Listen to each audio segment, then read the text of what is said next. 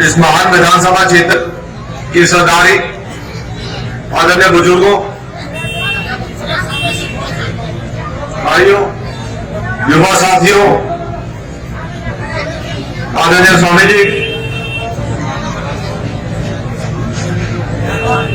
जैसे आप सबको विदित है 28 तारीख को मतदान।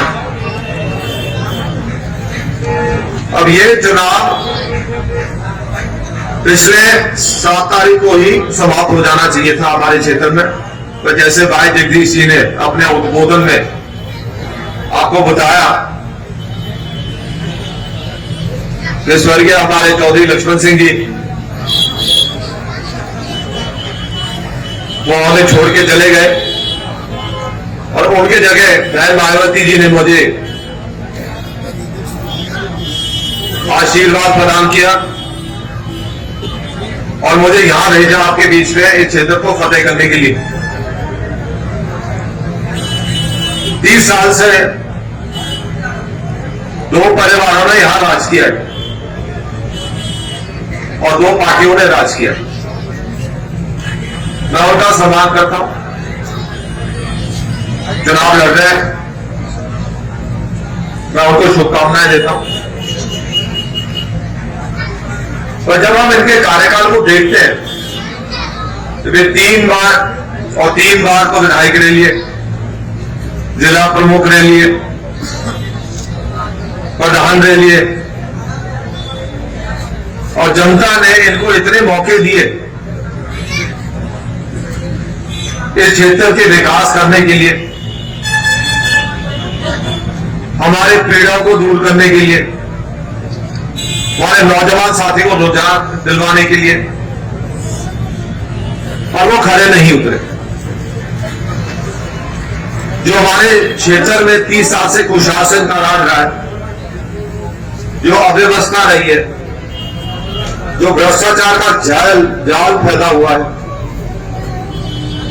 जो दलाली की परंपरा यहां स्थापित की गई है, इन चीजों को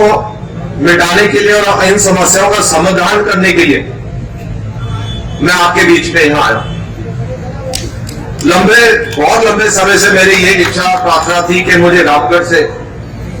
लड़ने का मौका दिया जाए और ये मैं मान के चलता हूं कि ये मेरे भाग्य में लिखा था और ऊपर वाले की ये इच्छा थी कि मैं ये चुनाव लड़ूं। और जब सारे टिकट बढ़ गए थे 200 के 200, तो कौन सोच सकता था कि रामगढ़ की सीट, एक ही सीट 200 में से वो रह जाएगी। तो ये तो मैं ऊपर वाले से लिख के लाया हूं और ये भी लिखा हुआ है कि इस बार बहुजन समाज पार्टी, जगत सिंह और हमारे रामगढ़ की क्षेत्र की विजय होगी।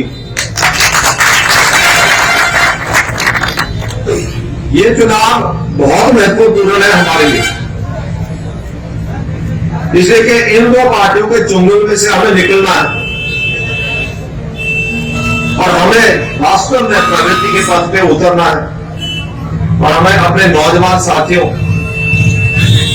का जीवन और भविष्य उज्जवल बनाना है और हमने अपना भी उद्धार करना हो। तो हमें 28 तारीख को